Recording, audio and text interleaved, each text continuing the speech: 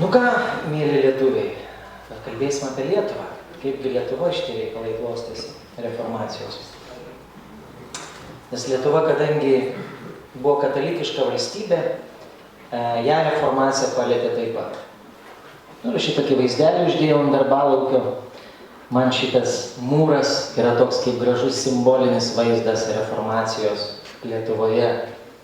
Reformacija, kuri turėjo tikrai didžiulės, stambes sienas, buvo labai aktyvi reformacija, bet kuriai nunešė vėliau stogą kai kas. Ir va tas protestantiškas paveldas, kuris šiandien Lietuvoje kaip mažuma, turintis gilius pamatus ir neblogas sienas, bet be stogo. Aišku, kai kurie ir žinote, kokia čia vietovė nufotografuota, ar ne? Kokia čia Lietuvos vietovė? Jaunimas, ar keliaujate? Tai galbūt Kėdainiai? Ne, stogas yra Kėdainių reformatų bažnyčios.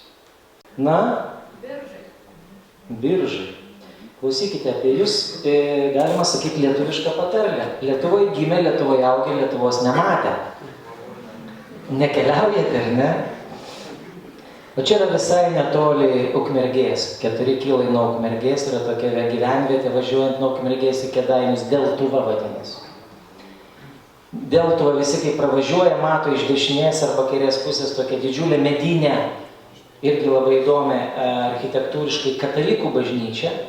Visi pravažiuoja, galvoja, kad tai vienintelė bažnyčia. Bet Deltuvoje 16 amžiaus pabaigoje, 17 amžiuje stovėjo įspūdinga didžiulė mūrinė evangelikų reformatų arba kalvinistų bažnyčia. Taigi, apie Lietuvą. Aišku, kalbėti apie reformaciją Lietuvoje, tai yra kalbėti apie šalį, kurioje reformacija pralaimėjo ir patyrė fiasko. Bet reformacija Lietuvoje turi tikrai, jinai sukūrė ne vieną įspūdingą tekstą, padovanojo Lietuvai ne vieną įspūdingą asmenybę ir tikrai turėjo mėginimų, bandymų pakeisti šitos valstybės kelią. Na, pradėti apie šitą mūsų vargšišką kraštą reiktų turbūt prisimenant, kada krikščionybė ateina į Lietuvą. Tai katalikiška krikščionybė, jūs visi iš mokyklinio kurso žinote, atėjo į Lietuvą 1387, kai karalius Jogaila Lietuvą pakrikštė. Ir mokykloje tikrai mokėtės tą standartinę frazę, kad krikščionybė į Lietuvą vėlavo, ne?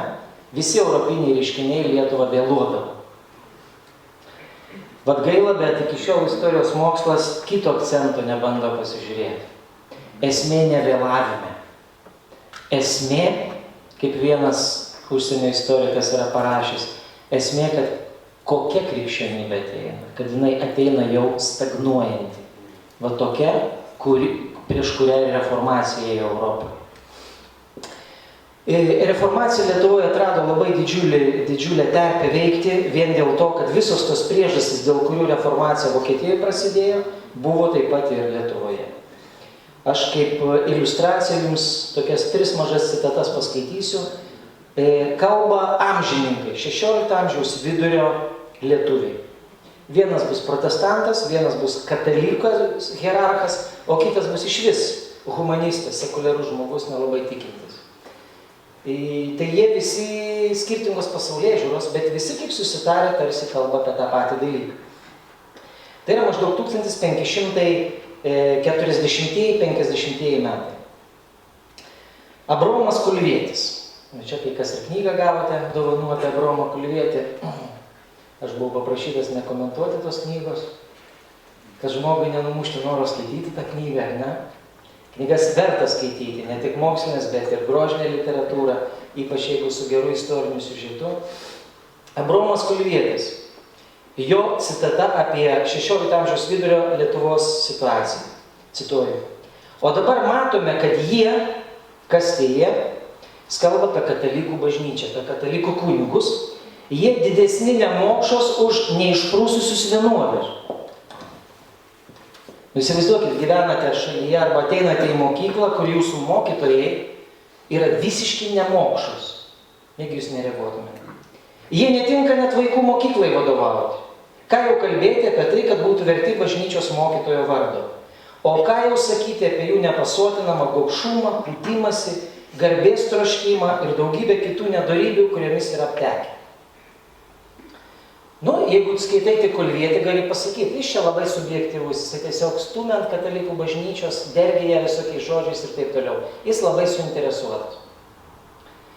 Ką kalba pats Vilniaus kapitulos vadovas, vyskupas, rašydamas popiežiaus nuncijui, čia jau katalikų hierarchas sako, tais pačiais metais, cituoju, kaip kunigų, taip ir vienuolių tarpe matome didžiulį papročių supuvimą. Visur prabanga, puikybė, gobšumas, ištvirkimas ir tinginys. Pats bažnyčios hierarchas. Ir galiausiai tas humanistas, kuris nei už katalikus, nei už protestantus. Jo pavardę turėtumėte irgi iš mokyklinio kurso žinoti. Mykolas Lietuvis, kuris parašė tokią knygą apie lietuvių, maskvėnų ir totorių papročius. Beje, pirmas lietuvis pradėjęs rašyti apie girtuokliavimą kaip Lietuvos kaimo problemą. Dar gerokai iki Motiejaus Valančiaus. Taigi Mykolas Lietuvis apie dvasinę Lietuvos situaciją rašo. Cituoju. Jeigu kas pradėjęs nuo Lenkijos karalystės sienų, po visą Lietuvą, Žemaitiją ir Rusiją ieškotų klebonų prie bažnyčių, tai neatsirastų nė vienos, kur ganytojas gyventų nuolat ar bent dažnai ją lankytų. Todėl, kalba netikinti žmogus, todėl avelių tikėjimas netvirtas, kas tos avelės. Žmonės tikintieji. Meilė Dievui atšalusi, Dievo garbinimas nyksta. Prieš tokius kunigus daugelį vietų griausmingai skamba pranašų žodžiai. Tai štai, trys amžininkai, protestantas, katalikas ir humanistas, kaip susitarę kalba apie vieną ir tą patį. Lietuva, kuri jau 150 metų tipo buvo krikščioniška, katalikiška, jos dvasinė situacija buvo tokia apgailėtina, kad ją net iš tiesų ir sunku komentuoti.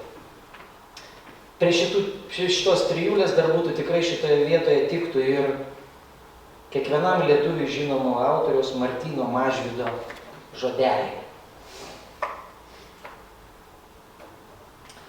Aišku, jeigu Mažvydas mūsų laikais, tarkime, nežinau, kokiam Facebook'e parašytų tokius žodžius, jisai taptų tautos priešu. Jisai būtų nurašytas iš karto. Jisai rašo štai. Kokia nekultūringa ir tamsi, palyginti su kitomis tautomis, yra mūsų tauta. Martynas Mažvydas. Lietuvių tauta yra nekultūringa ir tamsi, palyginti su kitomis tautomis. Aišku, čia reiktų įterpti, ką jis tarp eilučių dar pasako, kad jis sako, nebe didelio širdies skausmo, tai sakau, Mažvydui labai skauda. Ir kame tas tamsumas net Mažvydo? Lietuvių tauta nepažįstanti jokio pamaldumo ir krikščioniškos religijos. Žinot, kartais istoriją reikia žiūrėti labai tiesiai ir nepudruoti kosmetiškai, neužsiimti kosmetologiją, o sakyti tokią istoriją, kokia buvo. Jeigu ten jau mes Mažvydą pradedam garbinti, prisiminti, tai tada, sakykime, jo žodžius kokius jis ir sakė. Neiškreipdami, jisai sako labai aiškiai. Lietuvių tauta nepažįsta ne tik, kad su krikščionybė kažkas ne taip. Jis sako, jokio pamaldumo nėra, jokios krikščionių religijos. Kas tada yra nuo Jogailos laikų katalikiškoje Lietuvoje? Mažvydas sako, nėra jokios krikščionybės. Kažkoks teatras klounų. Vėlgi kalba ne kažkoks sektantas, kalba mūsų raštijos tėvas. Tai va tokioj situacijoje buvo Lietuva. Ir jinai be abejo intelektualiai buvo labai atsilikusi. Buvo viena iš paskutinių Europoje valstybių, kuri neturėjo net universitetų, jokios aukštosios mokyklos. Mes buvom visiškam paribyje. Tokioj, nežinau, kokį čia negražų žodį pasirinkti, tokioj vietoj, kad sudėtinga apie visuomenės raidą ir kalbėti. Bet reformacijos judėjimas, va čia irgi taip stebuklingai su Lietuva susijęs, kad tai buvo mažiausiai į Lietuvą vėlavęs vakarietiškas sąjūdis. Visi europiniai reiškiniai į Lietuvą arba vėluodavo, arba išvis nepasiekdavo.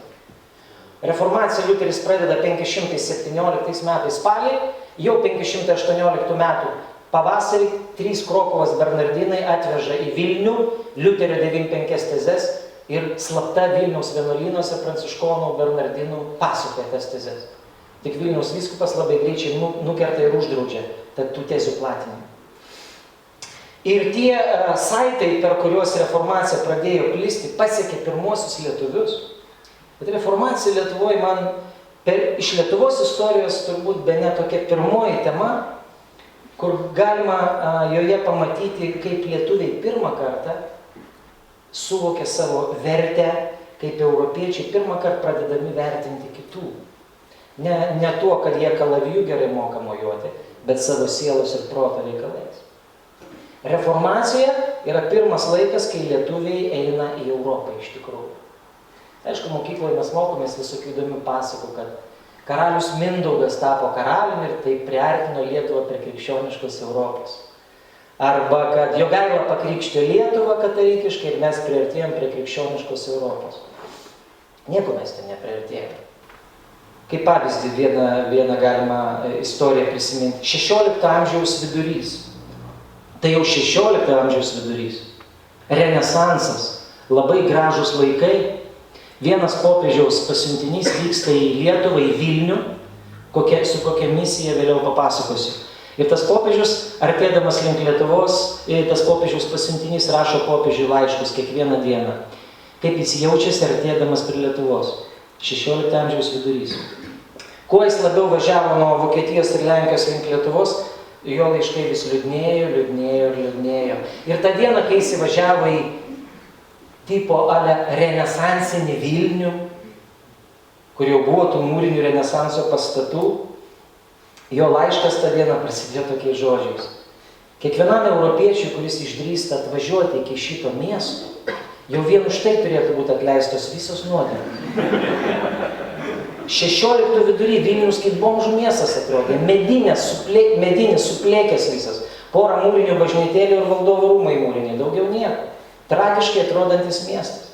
Mes kartais per daug pripasakom apie tą elitinę, kokį nors renesanso baroko kultūrą ir nepagalvojom, kaip didžioji dalis visuomenės gyveno iš tyko. Visais pjūviais buvo atsilikęs kraštas. Ir kas tą reformaciją atneša į Lietuvą? Kaip tos reformacijos idėjos, kaip tie savi vietiniai mūsų Martynai Liuteriukai atsiranda? Aišku, tas kelias buvo vienintelis. Tai yra, Lietuvos bajorų vaikai išvažiuodavo studijuoti į Europą. Galima būtų sakyti, labai panaši tendencija kaip ir mūsų laikais, ar ne? Ar čia yra mūsų tarpe abiturientų? Dvyliktokų? O, pasakyk. Ačiū, nuleiskite rankas. O dabar, taip, nebijokit pakelti ranką tie, kurie iš jūsų galvojate nelikti Lietuvoje, o išvažiuoti studijuoti į Europos universitetus. Viena ranka pakilo. Netikiu, rankų turi būti daugiau. Statistika Lietuvos, žinokit, yra, kad trečdalis abiturientų apie tai galvoja. Gerai tai ar blogai, aš nesileisiu kol kas į tai, bet palyginimui, tais laikais, mūsų laikais bet kas važiuoja, tais laikais tik elito žmonės galėjo išvažiuoti, tik bajorų vaikai. Tik yra skirtumėlis vienas, nuo anų laikų ir šių laikų. Anų laikų visi lietuviai grįždavo. Absoliučiai visi lietuviai grįždavo, pastudijavę Europą. Aišku, galima pasakyti, kodėl jie grįždavo. Nėra tokių durnių, kurie negrįžtų, nes visi jų dvarai, žemės, turtai ir karjera buvo Lietuvoje. Bet nebuvo jokio suvokimo, kam reikia pasilikti Europą, kuri žymiai jau pažangesnė visais pjūviais. Ir tokie Lietuvos bajorų vaikai pradeda važiuoti į Vokietijos, Šveicarijos, Nyderlandų, Prūsijos universitetą Karaliaučiaus, kuris bus įkurtas, ir tenai susiduria su tomis reformacijos idėjomis. Ir jaunas žmogus pamatęs kažkokią naujovę, kurį jį sužavi, o šiuo atveju kalbam apie idėjinės naujovės, grįžęs namo į Lietuvą nori jas skleisti. O taip čia mes ir prieinam prie žmogaus, kurį dera laikyti pirmuoju Lietuvos reformatorių. Tik negaliu jo jokio portreto parodyti, nes jis yra, kaip apie Žaną Kalviną kažkada kažkas rašė amžininkų, kad apie Kalviną, Kaip apie žmogų žinom beviltiškai mažai, žinom daugiau apie jo darbus. Taip ir yra istoriniai veikėjai, kurių net apvaizdas neišliko, joks portretas. Kaip ir Mažvydo veido mes nežinome. Gal tikrai kaip Biblijoje parašyta, kad yra žmonės, kurių darbai seka paskui juos. Gal darbai yra svarbesni. Taigi, kalba apie Abraomą Kulvietį. Abraomas Kulvietis yra tikrai reformacijos žvaigždė Lietuvoje. Drįsčiau sakyti, vienas iš ryškiausių 16 amžiaus lietuvių. Lietuvis, kuriam galima prirašyti daug pirmumo epitetų. Pavyzdžiui, pirmas lietuvis studijavęs ne bet kur, o Wittenbergo universitete, gyvai klausė Martyno Liuterio paskaitų. Pirmas lietuvis atskirtas nuo katalikų bažnyčios, tai yra prakeiktas, tai reiškia pirmasis eretikas. Pirmas Lietuvos inteligentas, tai yra intelektualas, kuris pragyvendavo, uždirbdavo savo duoną intelektu. Pirmas lietuvis įkūręs kolegiją arba vidurinę mokyklą Lietuvoje. Pirmas lietuvis neabejotinai žinomas vakarų europiečių ir vertintas labai. Kaip viena profesorė Vilniuje Dainora Paciūtė, kurie apie Abraomą Kulvietį yra daug tyrimų dariusi ir suradusi netgi Abraomo Kulviečio tezes. Tokia įdomi istorija irgi papasakosiu, jinai netgi taip sako, tai yra pirmoji Lietuvos sąžinė. Nes Abraomo Kulviečio tekstuose pirmą kartą Lietuvoje atsiranda vartojamas žodis sąžinė. Ir iš tikrųjų tai yra toks nepriklausomos asmenybės simbolis. Pirmas Lietuvos pabėgėlis. Šiuolaikinėje visuomenėje pabėgėlių klausimas aštrus, ar ne? Kada iš Lietuvos pradeda bėgti žmonės? Pirmą kartą. Tai galbūt nuo karaliaus Mindaugo laikų, kuomet jisai valdžią perėjo su smurtu, jėga, tai turėjo kai kurie žmonės pabėgti, nes norėjo įsigelbėti nuo jo. Va taip istorija yra. Logiškai gali protauti, kad taip galėjo būti, bet istorikas iš karto sakytų, istoriniuose šaltiniuose žinių apie tai nėra, kad būtų bėgta. O tai, ko negali patvirtinti įrodymais, istoriniais šaltiniais, negali sakyti, kad taip gali būti. Kaip pavyzdžiui, paklausčiau, kada žydai atsirado Lietuvoje? Mielas lietuviams žodis žydas. Taip? Žydai. Viena žurnalistė sako, jeigu tu nori patraukti auditorijos dėmesį ir galvoji, kokią čia temą susigalvot, visuomet rinkis vieną iš 3 temų. Yra 3 amžinos fundamentalios temos, kurios pritraukia žmonės. Tai yra smurtas, seksas ir žydai. 3 temos. O taip norėtųsi sakyti, o kodėl negalėtų tikėjimas, viltis ir meilė temos. Vat tokios kažkaip nepritraukia žmonių. O vat kitos. Vat žydai, kaip mokykloje mokėtės, kada žydai atsirado? Vytauto didžiojo laikais, ne? Vytautas didysis žydus, karaimus ir totorius atvežė į Lietuvą, davė jiems privilegijų. Bet jeigu pačių žydų paklausit, žydų knygas paskaitysite, o jie pradeda mąstyti, vat kaip protingas jaunuolis, kad nors ir nėra išlikusių istorinių šaltinių, bet galime išmąstyti giliau. Pavyzdžiui, 14 amžiaus pradžioje didysis kunigaikštis Gediminas, garsusis mūsų, rašė pirmuosius elektroninius, juokauju, laiškus, bet laiškus į Europą, ne? Pirmas valdovas pradėjo susirašinėti su Europa ir jisai kvietė iš Europos svetimšalius, taip, kvietė 5 žmonių grupės, tarp kurių buvo pirkliai ir amatininkai. O ko pilna buvo viduramžių miestuose Europos? Žydų. Tai va, tai žydas sako, kas galėtų paneigti, kad galėjo žydų jau tada atvykti į Lietuvą. Tai va, taigi irgi pritarčiau, kas galėtų paneigti, kad kai Mindaugas pjovė kitus kunigaikščius, atiminėdamas iš jų žemės, galėjo iš Lietuvos į kitas teritorijas bėgti žmonės. Bet Kulvietis yra pirmas pavyzdys, kaip labai per trumpą žmogaus gyvenimą, jis pragyveno tik 33 metus, Kristaus amžius.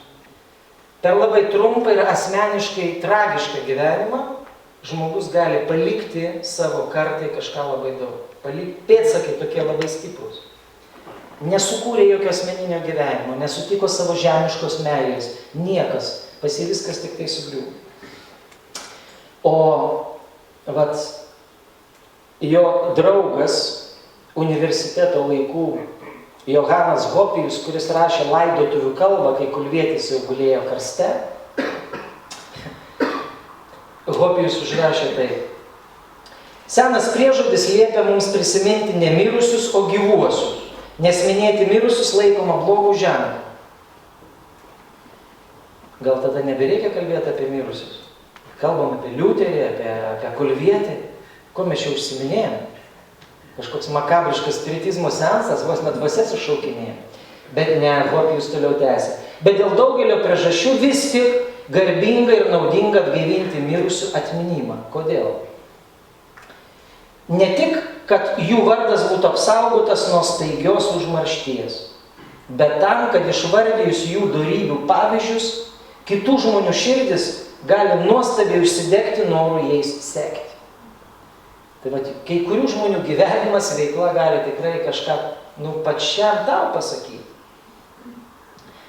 Aš kai buvau mokyklinio amžiaus vaikas, man nieks apie Kulvietį nepasakojo. Aš kai Kulviečio gyvenimą dabar jau žinau, studijuoju, aš tik su pavydu galiu prisiminti savo mokyklos laikus. Ir matai, kad kaip tu galėjai elgtis ir kokiu keliu eiti. Kasgi buvo tas Abromas Kulvietis? Apie jį tikrai nėra labai daug žinių istorijoje. Tai irgi yra paradoksas, žmogus, kuris neparašė nė vienos knygos, kuri būtų likusi, tapo reformacijos žvaigždė. Jisai buvo iš vidurio Lietuvos, iš Jonavos dabartinio rajono, ten buvo toks Kulvos dvaras, jisai jaunystėje išvažiavo pastudijuoti į Vakarų Europą, kaip bajorų vaikas, ir studijavo visoje eilėje universitetų. Bet vėl tas pavyzdys iš asmeninio gyvenimo, jisai pasišventė studijoms, pasinėrė į mokslingumą ir tai buvo labai netipiška to meto bajorams. To meto bajoro gyvenimas yra kariauti karuose ir užimti valdovo dvare visokius politinius postus. Niekas nesuvokė išsilavinimo svarbos, kad išsilavinimas reikalingas. Dėl to tėvai jau nesuprato.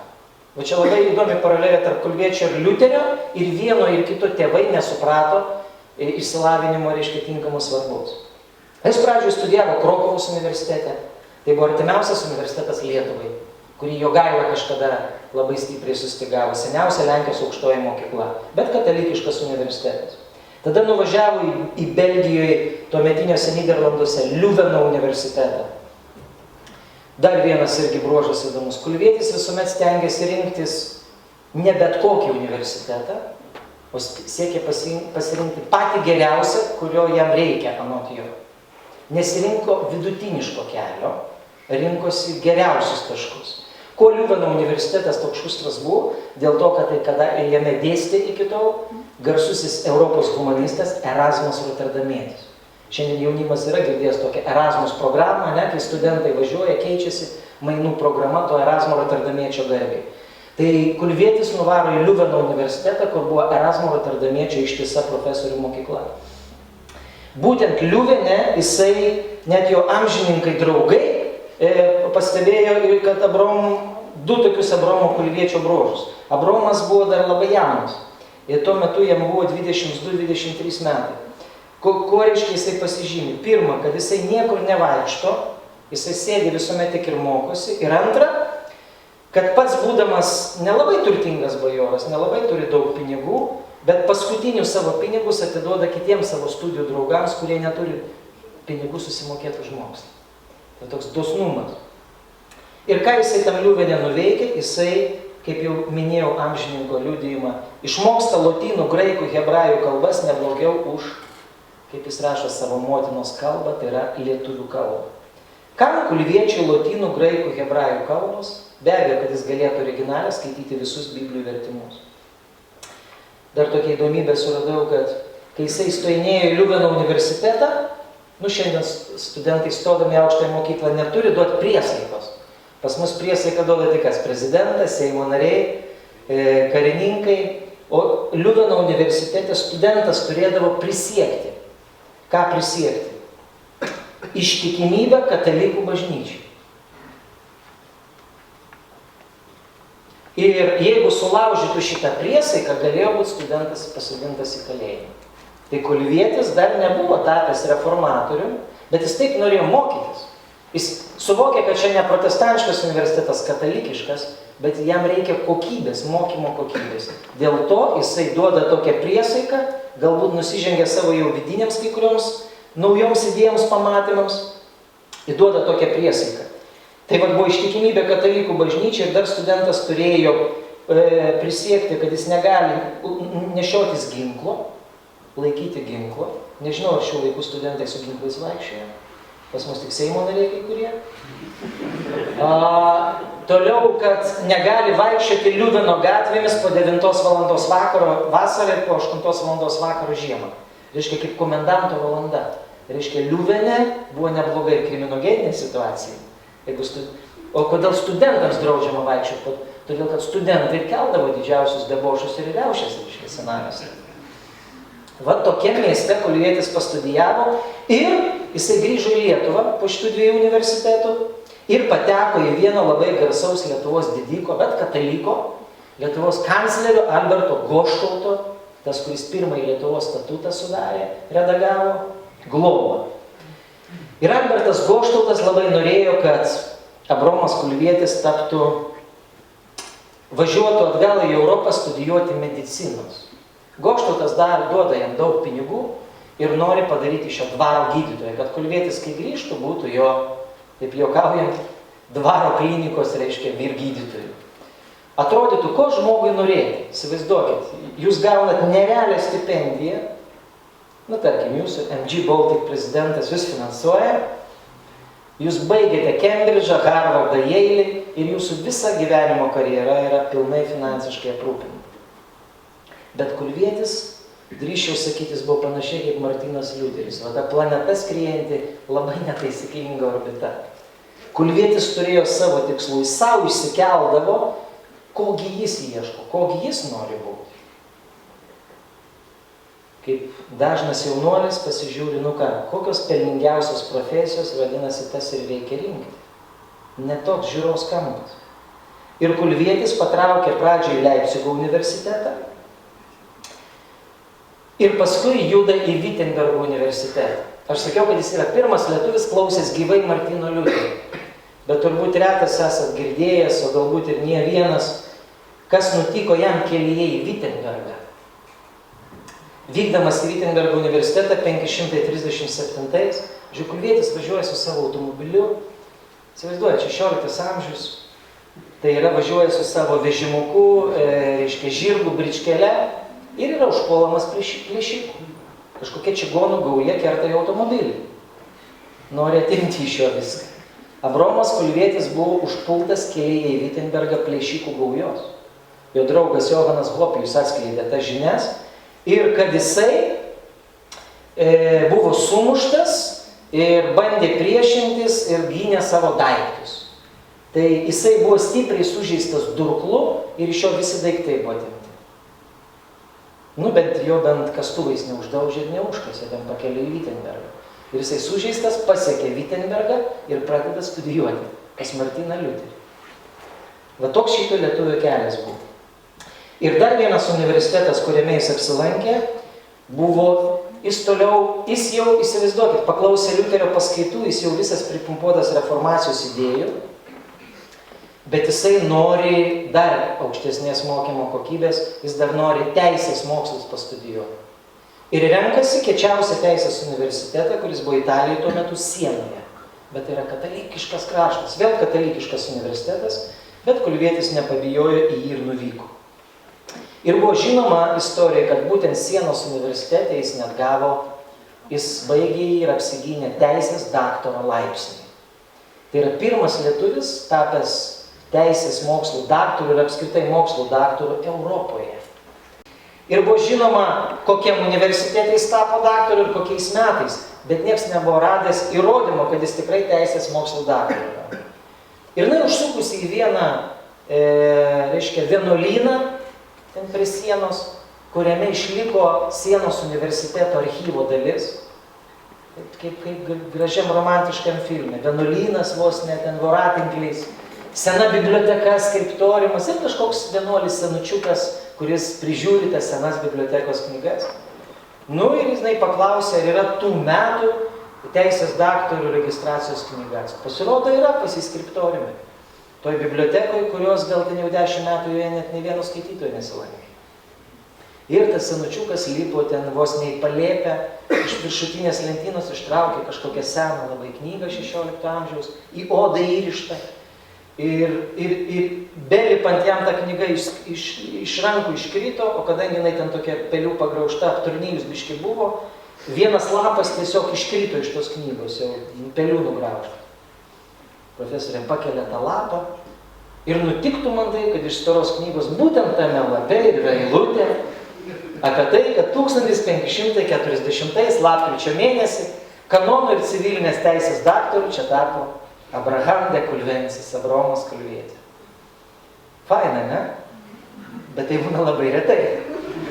Bet mokslininkų tai labai emociškai faina tokius dalykus. Ir tada, štai baigęs visą krūvą universitetų, Abraomas Kulvietis grįžta į Lietuvą ir tada pradeda savo reformatorišką veiklą. Taigi, kodėl sakom, jis pirmas protestantas? Jis pirmasis viešai pradėjo skleisti Liuterio mokymą. Bet grįžęs į Vilnių, jis grįžta 1541 metais. Įsivaizduokime, jis tik 4 metus veiks ir tada numirs. Va čia irgi toks liūdnas lietuviškos istorijos paradoksas. 2 didžiausios reformacijos žvaigždės. Abraomas Kulvietis 4 metai veiklos žemėje. Nu, gali sakyti, labai daug, metais daugiau už patį Kristų. Ir Mikalojus Radvila Juodasis, kuris tik 10 metų žemėje turės veikti kaip protestantas. Labai nedaug laiko ir galimybių žemiškų. Ir grįžęs į Vilnių, Abraomas Kulvietis, jisai eina pas žmogų, kuris jį šiek tiek globoja, bet eina ne pas kanclerį Albertą Goštautą, o eina pas vieną moterį. Kaip galvojate, pas kokią? Bona Sforca, sako dešimtukininkai, taip? O kodėl pas Bona Sforca? Žygimanto žmona buvo didesnė. Tai tada turėtų neiti pas jo žmoną, nes Žygimantas ir bus tas, kuris jį išspirs iš Lietuvos, persekios jį, paskelbs eretikų, savo rašte parašęs, kažkoks Abraomas iš Kulvos, tiek žodžiais, tiek darbais žmonės į paklydimą traukia. Tai kodėl pas jo žmona eina? Iš Ispanijos berods buvo pas ją kitoks pasaulėvaizdis.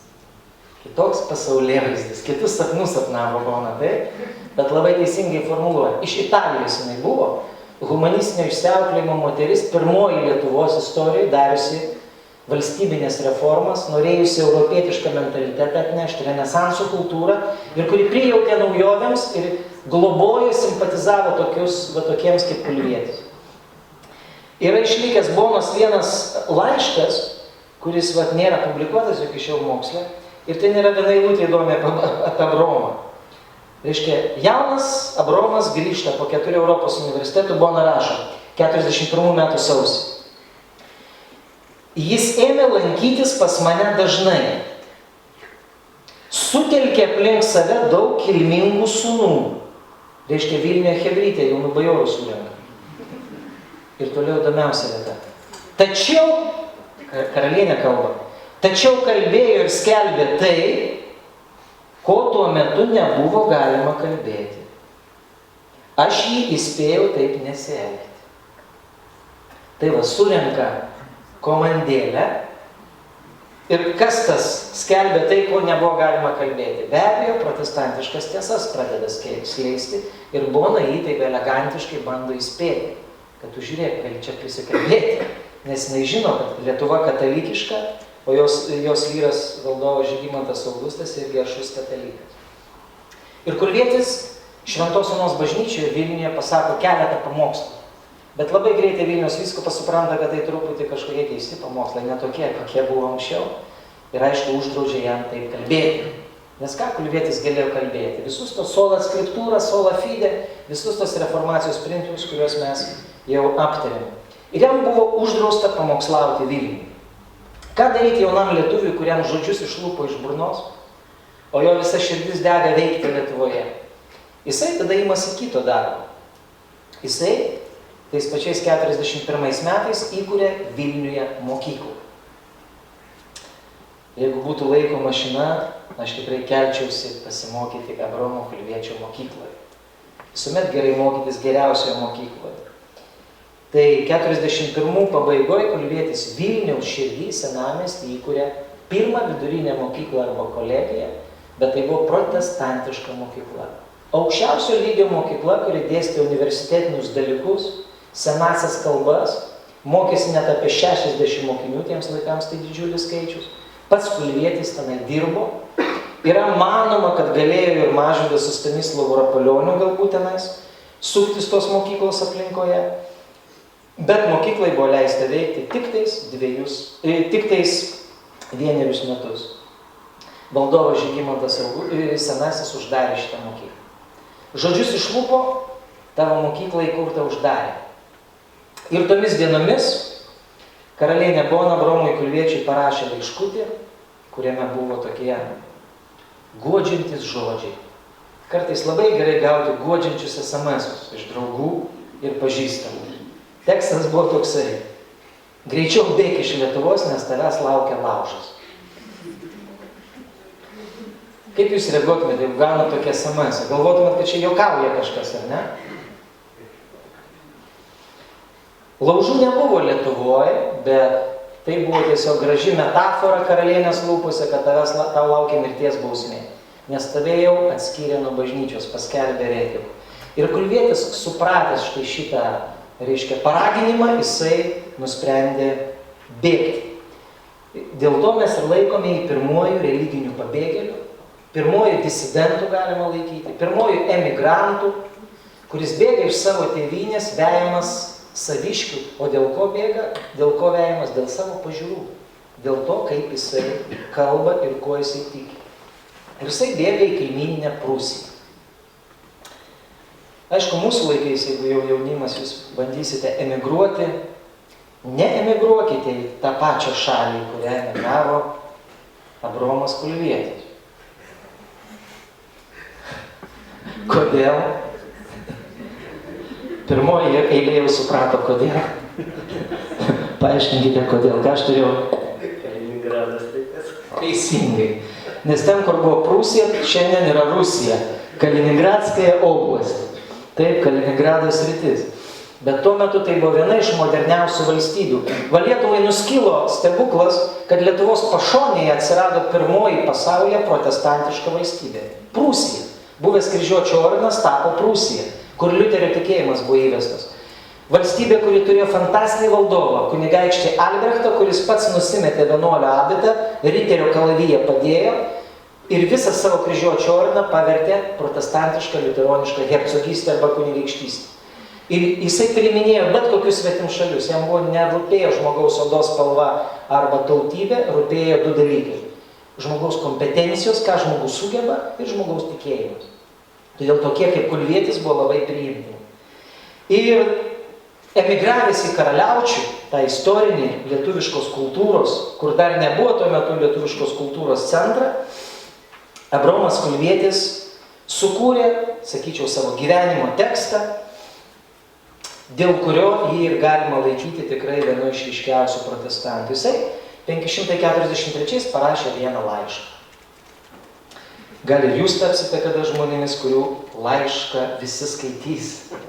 Nors Kulvietis tą laišką rašė tik vienam žmogui, o ne tam, kad visi jį skaitytų.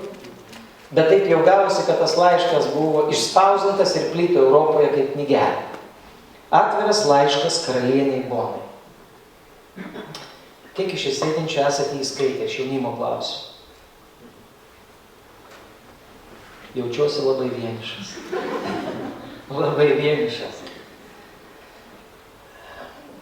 Na, baigti mokyklą neperskaičius Biblijos, tada dar atleistume. Bet kiekvienas lietuvis baigęs mokyklą turi būti bent kartą gyvenime perskaitęs 8 puslapių bent tekstuką Abraomo Kulviečio garsųjį laišką. Ir žinot, kai perskaitai skersai išilgai, tu matai, kad tai yra žmogus, kuris yra etalonas, pavyzdys žmogaus, kuris nerealiai myli Dievą, nerealiai myli tiesą, gali visas žarnas išlūkti, širdį padėti dėl savo valstybės Lietuvos ir nerealiai reiškia, myli teisę, įstatymą ir teisingumą. Nors laiškas yra labai buitinis, paprastas ir apie realius jam rūpimus dalykus. Karalienei Bonai, kodėl jis rašo laišką? Dėl to, kad jis grėbėsi kaip šiaudo paskutinio, jis tikisi, kad dar bus išgirstas, kad bent karalienė galbūt jam leis grįžti į Lietuvą ir jį kažkaip globoti.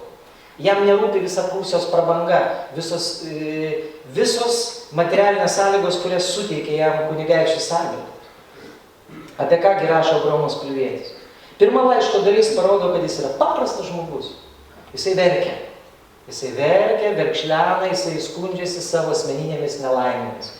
Kaip draugai jį išdūrė, kaip jo turtą grobsto, kadangi jį paskelbė eretiku, kaip kaimynai plūsta, kaip katalikų kunigai jį nuolat per Facebooką šmeižia ir juodina, juokauju. Per pamokslus jisai sako, mane šmeižia ir juodina ištisai, be jokio pagrindo. Kaip jo mama sunkiai serga, kaip tėtis ką tik numirė, jisai vardina ir vardina savo nelaimės. Kaip jo mokyklą Vilniuje uždarė. Kaip mokiniai net, kai kurie pabėgo iš mokyklos, jie uždarinėjant už mokslą nesusimokėjo. Turbūt jis, kaip ir Liuteris visą gyvenimą, nebuvo godus pinigams, rašo. Bet labiausiai už viską man širdis skauda ne finansinis nuostolis, o už mano triūsą parodytas nedėkingumas. Jam labiau rūpi ta vizija, tas tikslas, dėl kurios jisai kūrė savo mokyklą. Sekančiai laiško dalyje jisai jau nustoja verkti ir pradeda kalbėti ne apie save, o apie Lietuvą, apie valstybę. Sugeba atskirti save, savo problemas nuo valstybės, kurioje gyvena problemą. Ir čia jo žodžiai labai panašus į tos Mažvydo žodžius, kuriuos aš skaičiau. Pamenat, Mažvydas sako, Lietuvoje nėra jokios krikščionybės 16 viduryje. Kulvietis ką rašo šitu būdu, kai jisai sako, kodėl mane katalikų bažnyčia persekioja. Kadangi jie nieko nenaudingi valstybei, tai jie bijo, kad jų, tai yra kunigų, nepristatytų prie Arto. Jie bijo, kad apgaulės ir veidmainystės, kuriomis tiek amžių valstybė mulkino, nebūtų į viešumą iškeltos. Ne Kristus yra priežastis, o pelnas, pilna kišenė. Abraomo Kulviečio žodžiai. Kai reformacijos metais prisimenami šitie veikėjai mūsų, tai prisimenamas jų knygos, ten kokia nors įkurta mokykla, bet kažkaip jų žodžiai vengiama prisiminti, kągi jie sakė apie dvasinę Lietuvos situaciją. Iš šitų žodžių ir nėra pagrindo jais netikėti. O kas rūpi Kulviečiui? Kulviečiui ne pelnas rūpi, o Kulviečiui rūpi sola Kristus. Kristus, ta priežastis, dėl kurios jisai daro tai, ką daro. Čia jūs sakytume, jūs žiauriai stumėt katalikų bažnyčių. Žiūrėkit frazę. Tiek amžių valstybę mulkino. Abraomas Kulvietis sako, kiek amžių? Bent nuo Jogailos ar net nuo Mindaugo laikų katalikų bažnyčia išdurinėjo lietuvių tautą. Taškas. Jeigu tai paprastai kalbėti. Abraomo Kulviečio koncepcija. Ir tada jisai, didžioji laiško dalis, jisai dar vis vienoje vietoje labai gerai. Kodėl aš sakiau teisinė savivoka? Čia jūs galėtų emocijas lieti, negražių žodžius sakyti. Bet kai reikalas prieina prie klausimo, o ką daryti? Burnoti, keiksnoti, o ką daryti, kaip visą tai keisti? Kaip išspręsti šitą ginčą? Katalikai mąsto vienai, mes, protestantai, galvojame taip. Kur tiesa? Kas gali pasverti tą tiesą? Kulvietis yra, nepamirškit, teisės mokslų daktaras. Jis gyvena dar toli iki Samuelio Rutherfordo laikų, kuris, pamenat, rašė Lex Rex. Įstatymas turėtų būti Dievas teisė. Karalius. Kulvietis, jisai grįžta į senus laikus, į romėnų laikus. Senovės romėnai sukūrė daugybę puikių teisės principų. Ir Kulvietis cituoja vieną iš tų principų, sakydamas Bonai. Niekas negali būti teisėjų savo paties byloje. Šiandien visuose kodeksuose yra šitas principas. Ką jis turi omeny? Kad katalikų bažnyčia negali manęs vertinti, kai ginčiamės dėl religijos, nes jinai yra suinteresuota. Reikalingas nešališkas teismas. Ir tada jis rašo, šaukiuosi jūsų didenybių teismų. Ta prasme, tu karalienė su karaliumi iš šalies ir nuspręskite, katalikai ir protestantai kalba teisingesnius dalykus ir neša geresnę perspektyvą valstybei. Kuriegi? Reikalingas nešališkas teismas. Ir tada didžioji laiško dalis eina kalba apie tai, kuo jis tiki. Abraomas Kulvietis suformuluoja savo tikėjimo tiesas. Dėl to mokslininkai jo laišką vadina netgi tikėjimo išpažinimu, confessio fidei.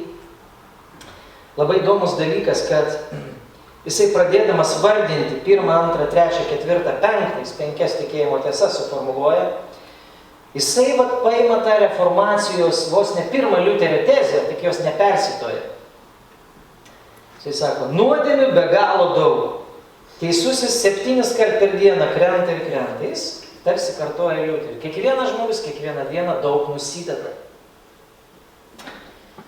Ir tada jisai rašo tą liuteronišką tiesą, kad siela išganoma tik tais dėka Kristaus kančios, vien Dievo gailestingumu. Tada jisai pasisako prieš kunigų celibatą. Reformacija, kaip žinia, neigia kunigų celibatą ir pas protestantus dėl to dvasininkai gali turėti šeimas. Viena iš įdomiausių vietų yra Kulviečio požiūris į mergelę Mariją. Juk Lietuva yra kieno žemė? Ką? Daug interpretacijų, ne? Ir Europos vidurys ar pakraštys, ir Terra Marijana, Marijos žemė nuo 17 amžiaus formuluojama. Kaip su ta mergelė Marija? Labai įdomu, Martynas Liuteris pradžioje irgi neneigė Marijos kultą. Vienoj iš 95 Liuterio tezių Liuteris pyksta ant žmonių, kurie kalba blogai prieš Dievo motiną. Taigi pradžioje dar jis neneigė Marijos. Ir Abraomas Kulvietis lietuviams, kurie jau linko į Marijos kultą, parašė tai. Apie švenčiausią mergelę Mariją taip galvoju. Pagalvoju, kam dabar karalienė rašyti apie tai? Ar jai įdomu, ką tu galvoji apie Mariją? Matomai labai svarbu, nes jis galvoja apie Mariją ne taip, kaip visa Lietuva iki tol galvoja. Marijos vardu jau bažnyčios buvo statoma, šventės organizuojama. Apie mergelę Mariją taip galvoju. Ji yra nekalčiausia ir švenčiausia mergelė, Dievo motina, bla bla bla, visą tai tvarkoja, kuriai ne viena mergelė moterų negali prilygti. Bet, mano nuomonė, šventuosius reikia gerbti ir jų gyvenimą prisiminti viešai bažnyčiai, bet garbinti ir melstis reikia tik vienam Dievui, prisimenant žodžius, neturėk kitų dievų, tik mane vieną. Taigi jis labai elegantiškai, gražiai atranda Marijai vietą krikščioniškam tikėjime Lietuvoje.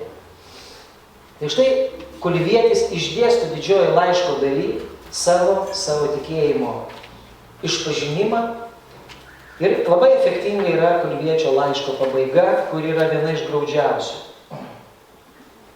Žinot, kaip Selemonas sako, nieko naujo nėra pasaulyje, ta lietuviška visuomenė yra labai panaši, reiškia.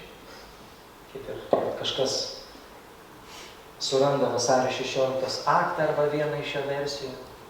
Ir tada vieni labai džiaugiasi, kiti labai liūdi, taip, sako, kad tai ne aktas, sako, kas čia toks tas liūdas mažylis. Girdėjote tokio pareiškimo, ne? Kaip tai panašu, kaip Vilniaus vyskupas Povilas Alšėniškis rašo valdovui Žygimantui Senajam. Kažkoks Abromas iš Kulvos, va taip rašo, kažkoks Abromas, kažkoks liūdas mažylis ir taip toliau, kažkoks. Ir Abraomas baigė laišką tokiais žodžiais. Bonai, aiškiai žinią siunčia. Jisai sako, yra labai daug lietuvių baigusių mokslus Vokietijoje, tokių kaip aš. Puikiai žinia. Ir šiandien galėtume sakyti, daug lietuvių baigusių mokslus Europoje. Toliau Kulvietis sako, bet jie visi bijo grįžti į Lietuvą, pažiūrėję mano pavyzdį. Nes bijo įbauginti yra mano likimą.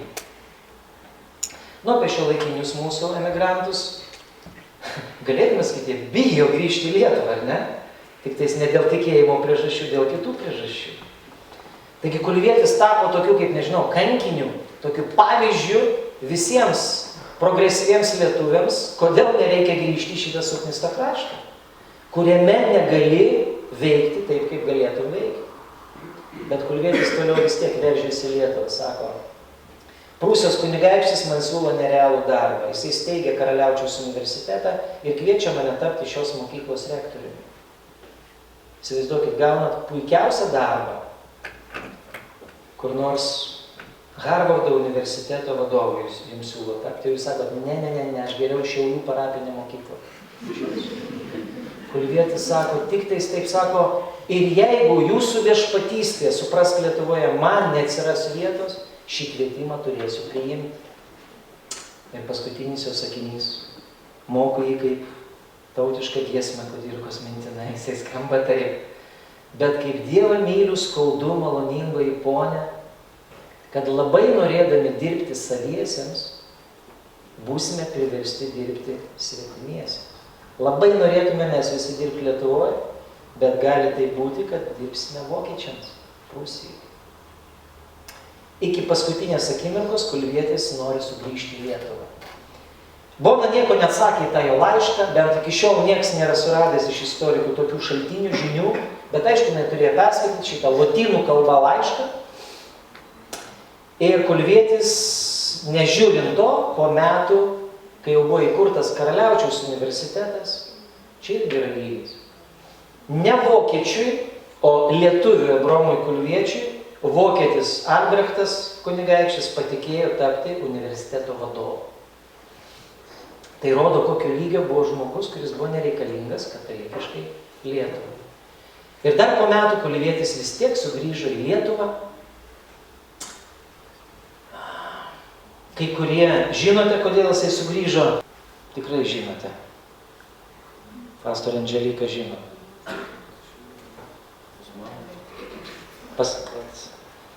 Sakot, pas mamą. Aš irgi anksčiau taip kalbėdavau, kad jis grįžo pas mamą, nes laiško vietoje, kur jisai vardina savo nelaimės asmeninės, išvardinės nelaimės rašo, bet už vis labiausiai man širdis skauda dėl mano motinos.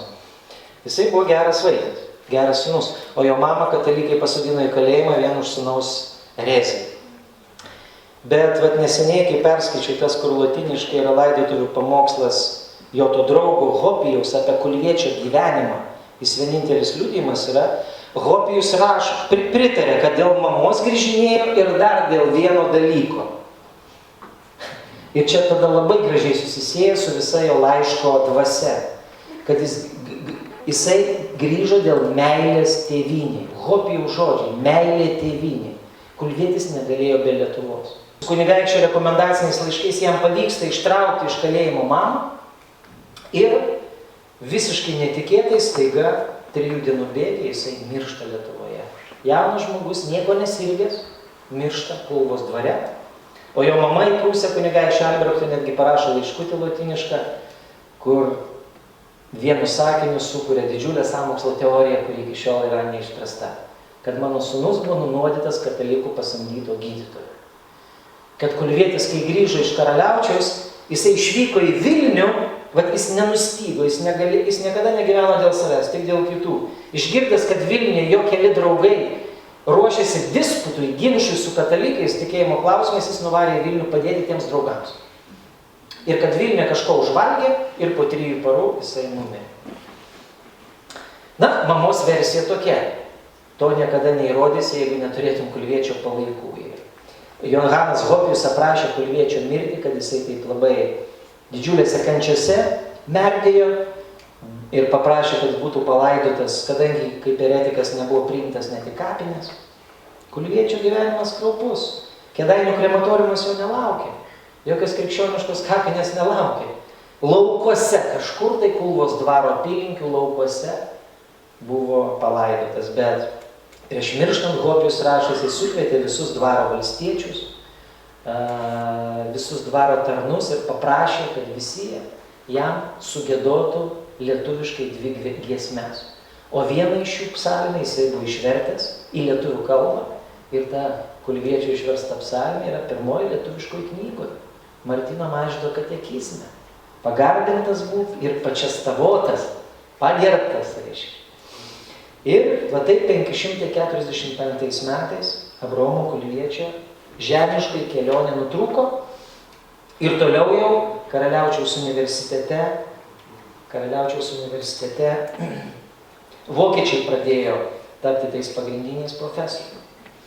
Taigi Abraomas Kulvietis yra toks kaip pavyzdys lietuvio, kuris turbūt pirmasis mūsų tautos istorijai pabandė pajudinti nepajudinamą dalyką.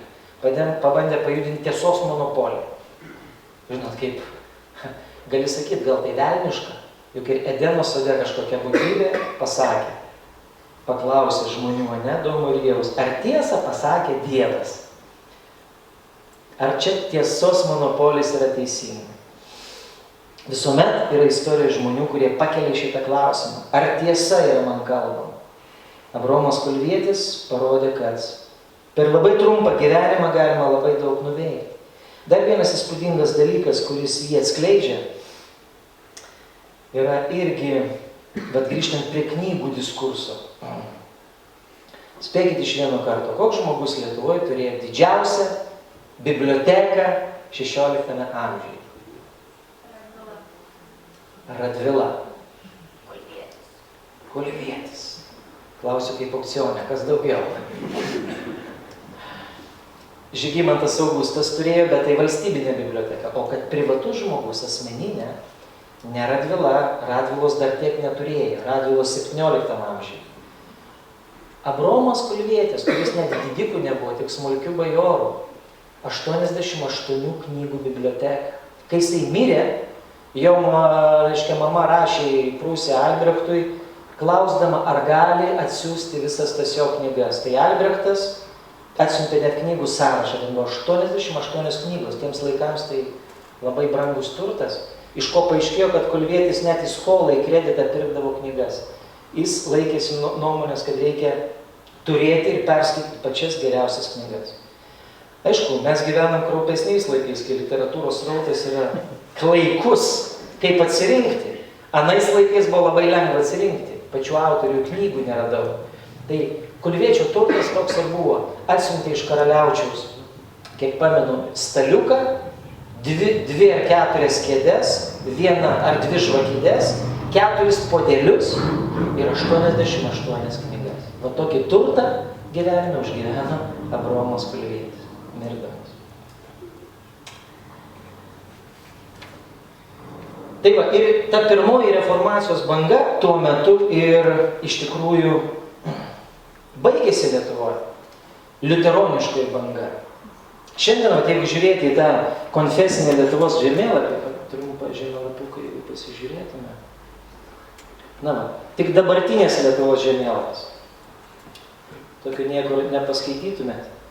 Čia suregistruotos vietos Lietuvoje, kur kadaise buvo protestantiškos bažnyčios. Liuteronų ir kalvinistų arba evangelikų reformatų. Ir bažnyčios labai įvairios. Geltonas spalva išlikusios veikiančios, raudona išlikusios neveikiančios, žalia labai įdomios vietos, išlikusios konversinės. Kas tai yra? Tai yra bažnyčios, kurios buvo pradžioje katalikiškos, tapo protestantiškom arba atvirkščiai, kuriuose įvairios krikščioniškos pamaldos vyko. Buvusios neišlikusios ir tikėtinos buvusios. Tai įsivaizduokit, Lietuva, kurioje reformacija nelaimėjo, vien kiek protestantiškų bažnyčių daug buvo. Aišku, didžiausia sankaupa, matot, yra Klaipėdos krašte, tiesiog nusėta, vien dėl to, kad tai nebuvo Lietuva, tai buvo Prūsija, mažosios Lietuvos regionas. O atlikusi dalis, jau aš net nerodžiau baltarusiškų LDK žemių, tenais tas tankis bažnyčių irgi būtų nemažesnis. Irgi nemažesnis. Bet pirmoji banga, liuteroniškai, Abraomo Kulviečio banga, nesukūrė bažnyčių, nes buvo išvykti iš Lietuvos. Vienintelė institucija, kurią sukūrė, mokykla. Kulviečio mokykla. Ir visi kiti Lietuvos garsieji protestantai, Martynas Mažvydas, Stanislovas Rapolionis, lietuvis, kuris pirmasis išvertė visą Bibliją į lietuvių kalbą, Jonas Bretkūnas, visi jie vyko į Mažąją Lietuvą, va ten į tą Kaliningradską oblastį ir ten tik tai atrado terpę.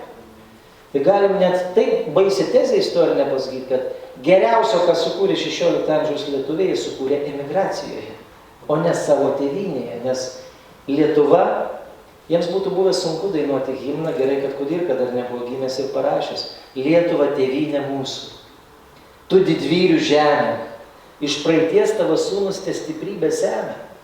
Jie net iš praeities negalėjo stiprybės pasisemti. Nebuvo kaip, tėvynė irgi negalėjo. Tai va tokia pirmoji reformacijos banga. Bet su tuo reformacija Lietuvoje nesibaigė. Ir jau kita reformacijos banga yra siejama su 16 amžiaus vidurio reformacijos judėjimu, tai yra Žano Kalvino plintančią reformaciją Lietuvoje. Vis tiek keliais žodžiais dar noriu vis tiek aptarti tą antrąją reformacijos bangą. Jūs dar turite kvapą klausytis? Dar turite kvapą, taip? Kažkas belieka daugiau.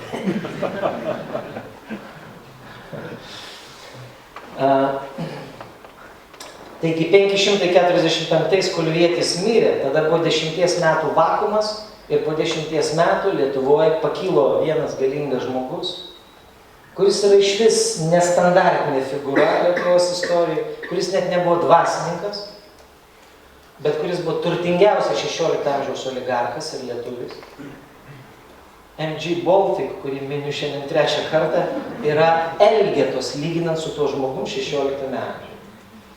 Žmogus, kuris pasirinko protestantišką tikėjimą, nors pradžioje jis slėpė, vien dėl to, kad užėmė labai aukštas valstybinės pareigas, bet paskui, kai pratrūko, tai turėjo viziją. Aišku, jis nesakydavo kaip Martynas Liuteris Kingas, aš turiu svajonę.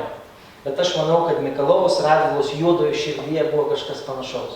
Aš turiu svajonę paversti Lietuvą protestantišką. Ne tik savo valdas, bet visą Lietuvą paversti protestantišką valstybę.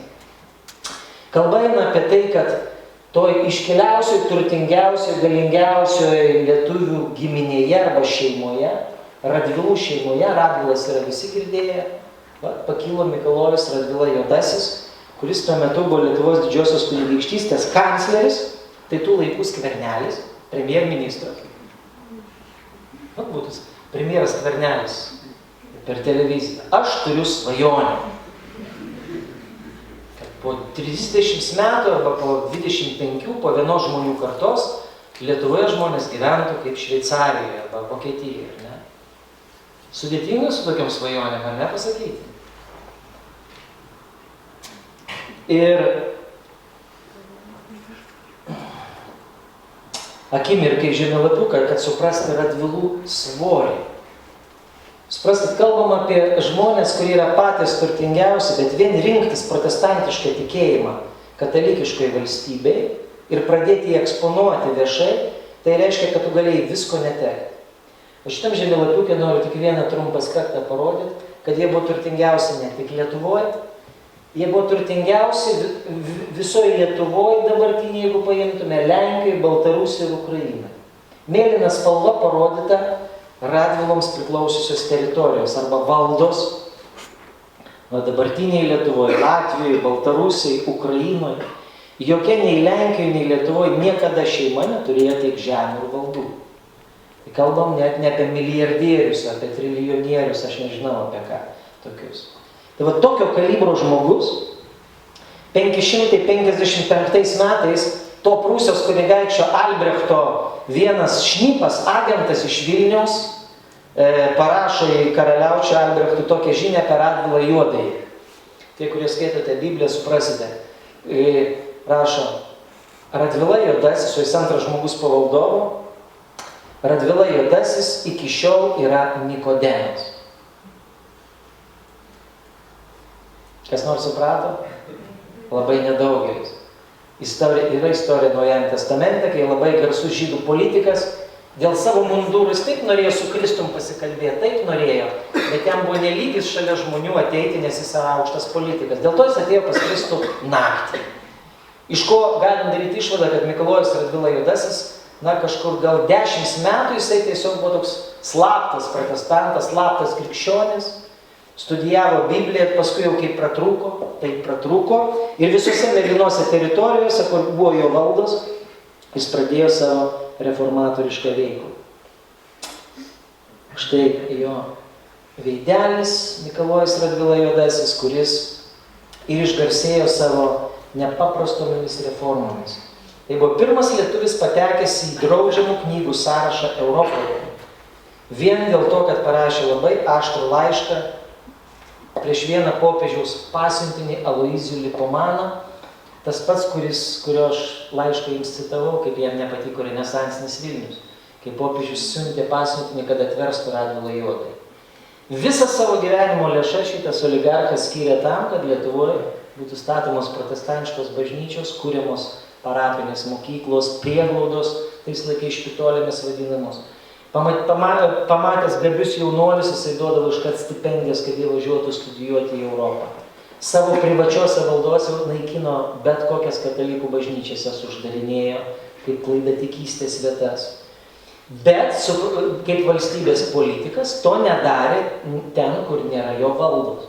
Jis niekur neperžengdavo teisės ribų. Šito žmogaus įtakoje valdovas Žygimantas Augustas, arba paskutinis Gediminaičių dinastijos atstovas, Žygimantas Augustas, 563 išleido pirmąją Europoje religijos laisvės privilegiją. Pavyzdžiui, mokykloje mes mokom mokinius kaip. Kas pirmieji išleido Europoje religinės laisvės dekretą? Na, dešimtukininkai, ką sako? Ar jie jau pavargo? Ką? Aš noriu, kad šitą dešimtukininkai paploti reiktų. Nenorite paploti? Ne. Man net jau baugu klausti, o gal ir datą pasakytumėte? Taip, Nanto ediktas 598 prancūzai suteikia religijos laisvę hugenotams, protestantams, kurios paskui pjaus, kardinolo Rišeljė laikais ir taip toliau. Tai čia 598, jokie ne prancūzai pirmieji Europoje. Lietuviai 563, Radvila Juodasis paima už gerklės valdovą Žygimantą Augustą ir liepia išleisti privilegiją, kurioje sulyginamos visų krikščioniškų tikybų bajorų teisės. Nes iki tol tik katalikai ir stačiatikai Lietuvoje turėjo, bajorai bent, dabar ir protestantai jas gavo. Religijos laisvė, religijos tolerancija valstybė pirmą kartą Lietuvoje bandė tą įteisinti, Radvilos Juodojo pastangomis. Kieno pinigais išėjo pirma spausdinta Biblija Lietuvos teritorijoje? Labai sunku atspėti, taip. Mikalojus Radvila Juodasis skiria 10 000 auksinų. Mums sunku įsivaizduoti, jūs iškart prašytumėt paversti į eurus, ne? Sunku būtų versti, bet pagal to meto pajamas tai yra 2 didžiulių miestų metinės pajamos. Metinės pajamos. Skiria tiek pinigų, surenka komandą vertėjų ir 563 Brastoje, dabartinis Brestas, išeina pirmoji spausdinta švento rašto versija Lietuvos teritorijoje, vadinamoji Brastos Biblija arba Radvilos Juodojo Biblija. Na, lenkų kalba neišeina, bet labai tikslus vertimas buvo. Ir tas garsusis Radvilos Juodojo laiškas, kuris jau yra publikuotas lietuviškai. Taigi sakau, baigti mokyklą ir neperskaityti savo gyvenime Abromo Kulviečio laiško karalieniai Bonai ir Mikalojaus Radvilos Juodojo laiško popiežiaus pasiuntiniui yra, ką tai reiškia? Tai yra nuodėmingai baigti mokyklą. Tai yra netinkama.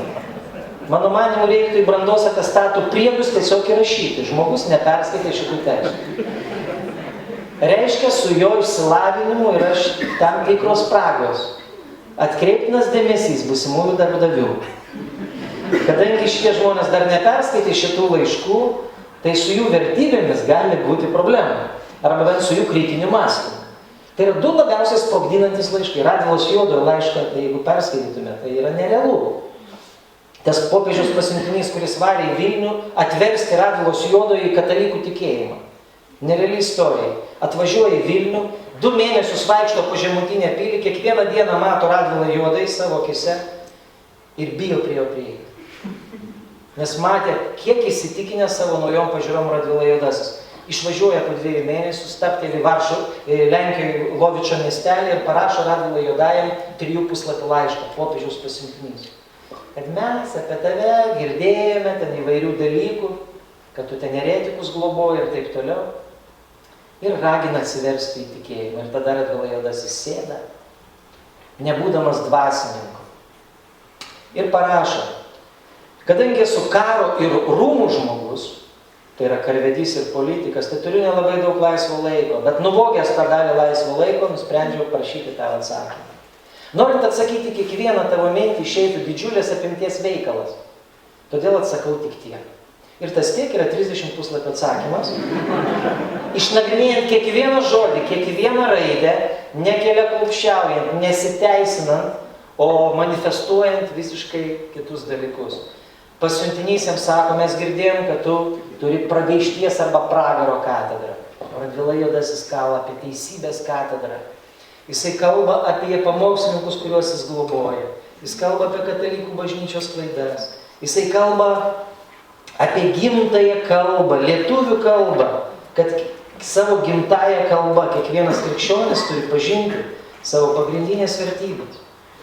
Ir netgi literatūrologai pripažįsta, kad tai vienas iš aštriausių tekstų, kurie yra kada nors parašyti lietuvių.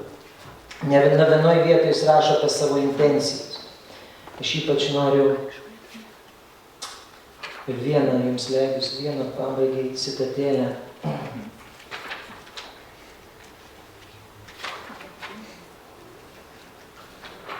Kaip mąsto 16 amžiaus lietuvis? Mes taip galvojam, visa Europa lotyniškai klausė tų pamaldų ir taip toliau. Rašo nedvasininkas. Norėčiau, kad jūs žinotumėte, jog dėl apeigų gimtąją kalbą platinimo aš esu įsitikinęs. Ir toliau pateikia savo argumentaciją. Matot, kalbam apie laikus, apie kuriuos mes turim daug įsivaizdavimų, kad visi dogmas kalbėjo, dogmatiškai, mėtė vienas kitam į veidus. Reformacija yra judėjimas, kuris ir Europoje, ir Lietuvoje atneša kitą sampratą. Kalbėjimas argumentų kalba. Reikia įrodinėti, argumentuoti. Ieškant tiesos reikia kalbėti argumentų kalba. Iš to ir tikroji tolerancija žmogui ateina. Dėl apeigų gimtąją kalbą aš esu įsitikinęs, kad visi žmonės privalo šlovinti ir garbinti Dievą, privalo kreiptis, privalo dėkoti, bet sąmoningai ir plaukiant iš pačios širdies. Vadinasi ir ta kalba, kurią supranta tas, kuris nori Dievui tai paskirti. Kas gali būti absurdiškiau už kalbos nesuprantančio žmogaus dalyvavimo lotyniškose, graikiškose ar kitos kalbos mišiuose? Radvila Juodas sako, kas gali būti debiliškiau už tai, kai žmogus dalyvauja kažkokiuose apeigose, kur nelabai supranta, apie ką kinas čia vyksta. Pagaunate. Ar tu pamokslą klausai nelabai supranti, ar tu ten prie kažkokio paveikslo eini, ar kažkokius poterius, nesvarbu, ką ten bažnyčiai darai. Esmė, ar tu suvoki sąmoningai, kas čia vyksta, kam to viso reikia. Liuteris gi mėgdavo sakyti. Baigė pamokslą ir mėgdavo tai pasakyti. Tai būna prakeiktas kiekvienas, kuris aklai priėmėte tai, ką aš kalbėjau. Sąmoningas tikėjimas. Sako, kai grįžtė namo, atsiverčiat Bibliją ir patys pasitikrinkit savo širdį, ar tie dalykai atranda atgarsį jumyse.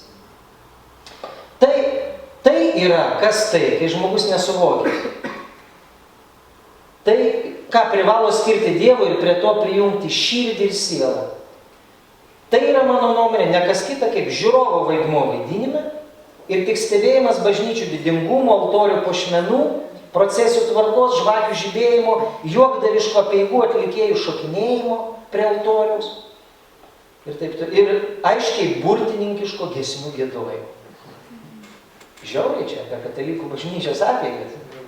Bet čia ne katalikybė ar ne katalikybė, jam esmė sąmoningas žmogaus suvokimas, kas vyksta. Iš tiesų yra ypatingos tokios jūsų susirinkimėlių, čia Radvilos Juodas žodis, susirinkimėlių apeigos, kuriuose kūnas gauna tiek malonumų, barokiniai gražioj bažnyčiai daug malonumų patiria, viskas gražus spindi, kiek netekties ir nuostolio patiria siela.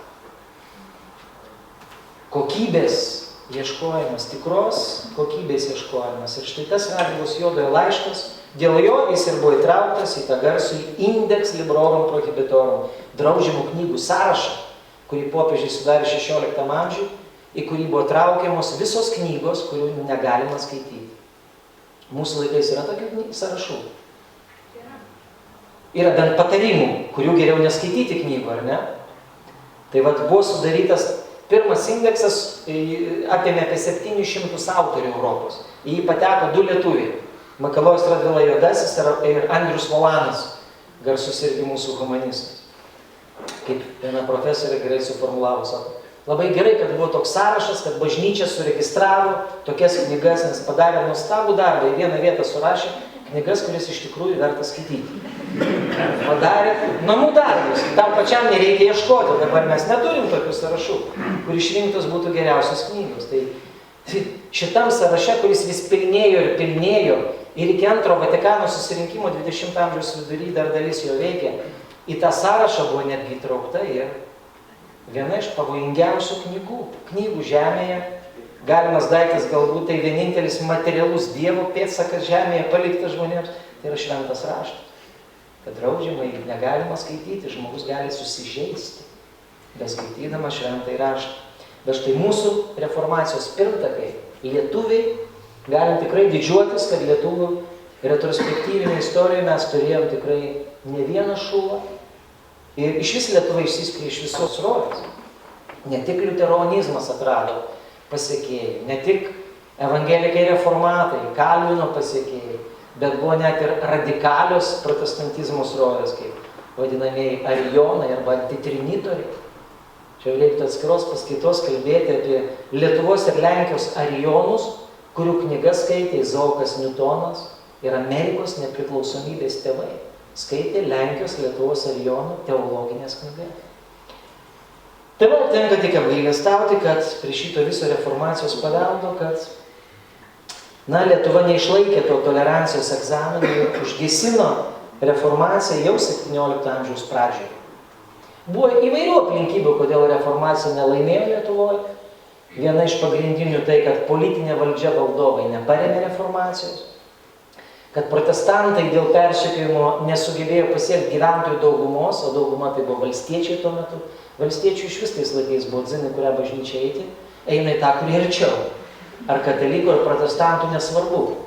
Ir tai buvo gyventojų dauguma. Reformacija labiau plito tarp bajorų ir miestiečių, kurie sudarė gyventojų mažumą. Ir dar viena, aišku, bėda, dėl ko reformacija pralaimėjo, tai buvo jaunimas. Juokauju šiek tiek. Visais laikais yra įvairus jaunimas. Vienas jaunimas, kurie kaip kulvietis padeda savo asmeninį gyvenimą ir eina vardan tos Lietuvos. O yra ir kitoks jaunimas, kai Liublino unijos metais 569 į Vilnių atvyksta 5 jaunuoliai iš vakarų Europos. Jie buvo jezuitų vienuoliai. Jezuitų ordinas atvyksta į Lietuvą. Dar po 10 metų valdovas Steponas Batoras įkūrė Vilniaus universitetą. Kaip šventvagiškai universitete kalbu, blogai apie universitetą. Bet reformacijos metais galima pasakyti, kad pirma aukštoji mokykla Lietuvoje buvo įkurta tam, kad ruoštų žmonės gabius kovoti prieš tokius kaip Radvila Juodasis ir Kulvietis. Pirma paskaita, kurią klausydavo pirmakursiai Vilniaus Jėzuitų akademijoje, vadinosi tokia tema būdavo: apie mūsų laikų eretikų dogmas. Nuo pat pirmos paskaitos pirmakursiam buvo plaunamos smegenys, kaip kovoti prieš reformaciją. Ir jėzuitų studentai faktiškai užgesino didžiuosiuose LDK miestuose reformaciją. Taigi būta įvairaus jaunimo. Ir jau 17 amžiaus vidury faktiškai reformacija jau liko tik tais, kaip tai nuotraukai matėt, be stogo kažkas. Tai atskiros bendruomenės, kurios gyvavo tik Radvilų valdose ir visiškai kaip religinės mažumos. Ir Lietuva pasirinko tą pagal pirmąjį žemėlapį geltoną katalikišką toliau savo raidos kelią. Ir tik tais istorija parodys, kokie to bus galutiniai rezultatai.